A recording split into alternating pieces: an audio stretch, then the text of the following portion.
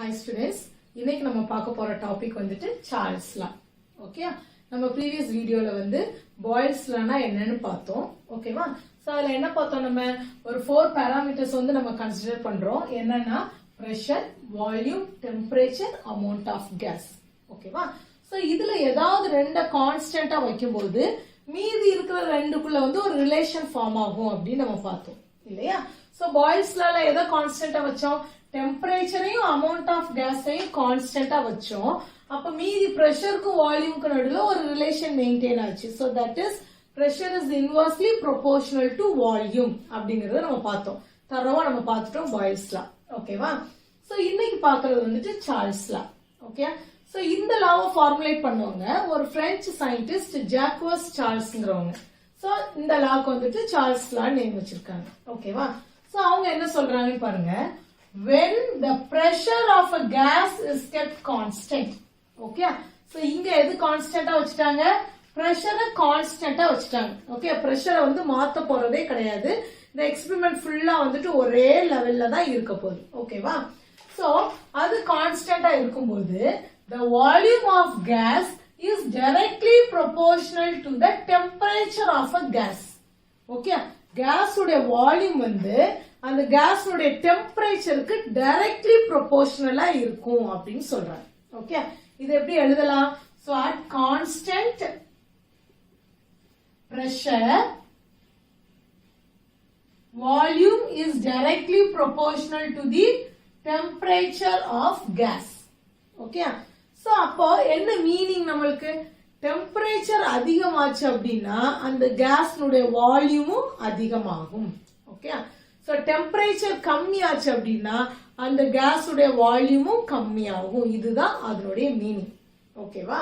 So இது வந்து நம்ம எக்ஸ்பெரிமெண்டலா பார்க்கலாமா? இப்போ நம்ம பாயில்ஸ் லா பார்த்த மாதிரியே ஒரு பீக்கர் ஒன்னு எடுத்துக்கிறோம். ஓகே, ஒரு கண்டெய்னர் ஒன்னு எடுத்துக்கிறோம். சோ இதுல வந்துட்டு ஒரு பிஸ்டன் நம்ம பிக்ஸ் பண்ணிருக்கோம். ஓகேவா? சோ இந்த பிஸ்டன் எதுக்கு நம்ம பார்த்தோம்? பிரஷரை இன்க்ரீஸ் பண்றதுக்கும் பிரஷரை டிக்ரீஸ் பண்றதுக்கும் நம்ம இந்த பிஸ்டன் தான் பாயில்ஸ் லால யூஸ் பண்ணோம் இல்லையா? சோ இங்க வந்து ஏர் மாலிகுல்ஸ் இருக்கு. சரியா? சோ இங்க வந்து நமக்கு என்ன condition? Pressure of a gas is kept constant. நான் வந்து பிரஷர் இந்த இடத்துல சேஞ்ச் பண்ண போறது கிடையாது. சோ ஒரே மாதிரியான பிரஷர் தான் மெயின்டைன் ஆகணும். சோ இங்க வந்து நான் பிஸ்டனை மூவ் பண்ண போறதே கிடையாது. because here the condition is pressure is constant. ஓகேவா? சரி, சோ அப்ப இங்க என்ன நடக்குன்னு பாருங்க. வால்யூம்க்கும் டெம்பரேச்சருக்கு தான் நம்ம இங்க ரிலேஷன் சொல்ல போறோம். சோ வால்யூம் வந்து என்னது? வால்யூம் ஆஃப் கேஸ் இங்க இருக்கு, இவ்வளவு வால்யூம் வந்து இருக்கு. ஓகேவா? சோ டெம்பரேச்சர் நம்ம இங்க ரிலேட் பண்ண போறோம். சோ என்ன பண்ண போறோம்? இந்த கேஸ வந்து நம்ம என்ன பண்ண போறோம்னா ஹீட் பண்ண போறோம். ஓகே, சோ ஹீட் பண்ணும்போது ஓகே, சோ நம்ம ஹீட் பண்ணும்போது இங்க இருக்கிற மாலிகுல்ஸ் எல்லாம் என்ன பண்ணும்? இந்த எனர்ஜியை வந்து கெட் பண்ணி ஓகே, மாலிகுல்ஸ் எல்லாம் ஸ்பீட் ஆகும்போது ஃபாஸ்டா மூவ் பண்ணும்போது என்ன பண்ணுது அப்படின்னா இந்த பிஸ்டனை வந்து மேல தள்ளிடுது. ஓகே, சோ நம்மளா இந்த பிஸ்டனை வந்து அட்ஜஸ்ட் பண்ணல. பிகாஸ் பிரஷர் கான்ஸ்டன்ட்னால நம்ம அதை வந்து மூவ் பண்றதே இல்ல. நம்ம என்ன பிரஷர் கொடுத்தோமோ அதுலயே தான் மெயின்டைன் ஆயிட்டு இருக்கு. பட் நம்ம என்ன பண்றோம்? டெம்பரேச்சரை ரைஸ் பண்றோம். ஓகே, சோ டெம்பரேச்சர் எப்படி ரைஸ் பண்றோம்? ஹீட் எனர்ஜி அதிகமா கொடுக்கும்போது டெம்பரேச்சர் ரைஸ் ஆகுது. சோ இந்த எனர்ஜியை கெட் பண்ண இந்த மாலிகுல்ஸ் எல்லாம் என்ன பண்றாங்க? அதிகமா வைப்ரேட் ஆக ஆரம்பிக்கிறாங்க. சோ அங்க இருக்கிற வால்ஸ் எல்லாத்தையுமே இவங்க இடிக்க ஆரம்பிக்கிறாங்க. சோ இந்த பிஸ்டனை அவங்க மேல மூவ் பண்ணிட்டாங்க. ஓகேவா? சோ அப்ப என்ன ஆகுது? இவ்வளவா இருந்த வால்யூம் இப்ப நம்மளுக்கு இந்த பிஸ்டன் மேல போயிருச்சு அப்படின்னா, கன்சிடர் இந்த பிஸ்டன் இங்க வந்துருச்சு அப்படின்னா, சோ இங்க இவ்வளவு இருந்த வால்யூம் வந்து நம்மளுக்கு என்ன ஆயிருது? இவ்வளவு வந்து நம்மளுக்கு இன்க்ரீஸ் ஆயிருது. எப்போ? when we are giving the temperature. Okay, சும்மா இப்ப இந்த நான் டெம்பரேச்சர் எதுவுமே கொடுக்கல, ஜஸ்ட் இங்க கேஸ் இருக்கு, இந்த பிஸ்டன் மேல வச்சிருக்கோம். அந்த வால்யூம் சடனா இன்க்ரீஸ் ஆகுமா? இன்க்ரீஸ் ஆகாது. when the temperature is increases it makes the volume of the gas to increase. ஓகேவா? சோ அப்போ டெம்பரேச்சர் இன்க்ரீஸ் ஆகும்போது வால்யூம் இன்க்ரீஸ் ஆகுது.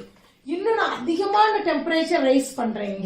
ஓகே, சோ அதிகமான டெம்பரேச்சர் ரைஸ் பண்ணும்போது என்ன ஆகுது? இன்னும் எனர்ஜியை கெட் பண்ணி இந்த மாலிகுல்ஸ் எல்லாம் இன்னும் விகரண்டா நம்மளுக்கு மூவ் பண்ண ஆரம்பிக்குது. அப்ப இந்த பிஸ்டனை இன்னும் மேல தள்ளுறாங்க. ஓகே, அப்ப அந்த வால்யூம் என்ன ஆயிருது? நம்மளுக்கு இன்க்ரீஸ் ஆயிருது. ஓகேவா? புரியுதா? அப்ப டெம்பரேச்சர் நம்மளுக்கு மூவ் ஆகும்போது இன்க்ரீஸ் ஆகும்போது வால்யூம் ஆஃப் கேஸ் நம்மளுக்கு இன்க்ரீஸ் ஆகுது. So we can say it is directly proportional. புரியுதா ஏன் இந்த வார்த்தை வந்துச்சுன்னு? ஓகே. சோ இப்போ என்ன பண்றோம் அப்படின்னா இப்போ V is directly proportional to T இருக்கு. இப்போ இத நம்ம என்ன பண்ணலாம்? ஈக்குவல் சைன் போடலாமா? So V is equal to equal இத மாத்திரம் அப்படின்னா கண்டிப்பா அந்த இடத்துல ஒரு கான்ஸ்டன்ட் இருக்கணும். ஓகே. சோ நம்ம நீ k ன்னு எடுத்துக்கலாம் அல்லது நீ கான்ஸ்டன்ட்னே நீ கூட எழுதிக்கலாம். ஓகே. ஒரு கான்ஸ்டன்ட் இந்த இடத்துல நமக்கு இருக்கு. சோ இந்த t இங்க இருக்கு. ஓகேவா? சோ இப்போ இந்த t இங்க கொண்டு வரணும்னா என்ன பண்ணணும் நம்ம? சோ மல்டிப்ளைல இருக்கு. சோ இத டிவைட்ல கொண்டு வரோம். So v by t is equal to constant. Okay? புரியுதா?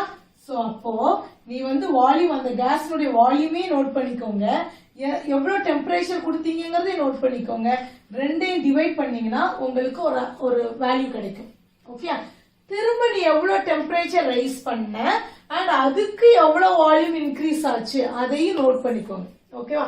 ஃபார் எக்ஸாம்பிள் இப்ப நான் ஒரு டெம்பரேச்சர் கொடுத்திருக்கேமா, அதை T அப்படின்னு எடுத்துக்கிறோம். ஒரு வேல்யூ இங்க நம்ம எடுத்துக்கிறோம். ஓகே. சோ இந்த டெம்பரேச்சர் நான் கொடுத்தனால இந்த வால்யூம் இன்க்ரீஸ் ஆயிருக்கு பாத்தீங்களா? அந்த வேல்யூவை இங்க நான் எடுத்துக்கிறேன் V. ஓகேவா? சோ இந்த ஃபார்முலால அப்ளை பண்ணுங்க. V divided by T. You will get one answer. Okay. So again டெம்பரேச்சரை ரைஸ் பண்ணுங்க. ஓகே. சோ எவ்வளவு ரைஸ் பண்ணிருக்கோங்கிற வேல்யூவை இங்க எழுதுங்க. அண்ட் இந்த டெம்பரேச்சர் ரைஸ் பண்ணனால இங்க வால்யூம் எவ்வளவு அடுத்து இன்க்ரீஸ் ஆயிருக்கு அப்படிங்கிற வேல்யூவை இங்க எழுதுங்க. சோ இப்போ V divided by T நீங்க போட்டீங்க அப்படின்னா இங்க என்ன ஆன்சர் கிடைச்சிச்சோ அதே ஆன்சர் தான் உங்களுக்கு இங்க கிடைக்கும். ஓகே. ஏன் அப்படின்னா நம்ம டெம்பரேச்சர் சேஞ்ச் ஆகும்போது சைமல்டேனியஸா வால்யூமும் நமக்கு சேஞ்ச் ஆயிருது. So you will get the constant value. Okay. இததான் வந்துட்டு இந்த லால சொல்றாங்க. ஆனா இது எப்ப இதெல்லாம் கான்ஸ்டன்டா நமக்கு கிடைக்கும் அப்படின்னா கண்டிப்பா இந்த பிரஷரை நீ கான்ஸ்டன்டா வச்சிருக்கும் போதுதான். பிரஷரை நம்ம இஷ்டத்துக்கு இன்னும் சேஞ்ச் பண்ணிட்டு இருந்தோம்னா இந்த மாதிரி கான்ஸ்டன்ட் நம்மளுக்கு கிடைக்காது. ஓகே. கண்டிப்பா இந்த கண்டிஷன்ஸ் அப்ளை பண்ணிருக்கணும். இந்த கண்டிஷன் அப்ளை ஆயிருக்கும் போது நம்ம டெம்பரேச்சர் ரைஸ் பண்றதையும் அதுக்கான வால்யூமே நம்ம ரிலேஷன்ல போட்டோம் அப்படின்னா that means V by T அப்படின்னு போட்டோம்னா you will get the constant value. புரியுதா? So that's all about the Charles law. Students, உங்களுக்கு இந்த வீடியோ பிடிச்சிருந்துச்சுன்னா கண்டிப்பா சப்ஸ்கிரைப் பண்ணுங்க and உங்க ஃப்ரெண்ட்ஸ்க்கு ஷேர் பண்ணுங்க. Thank you students.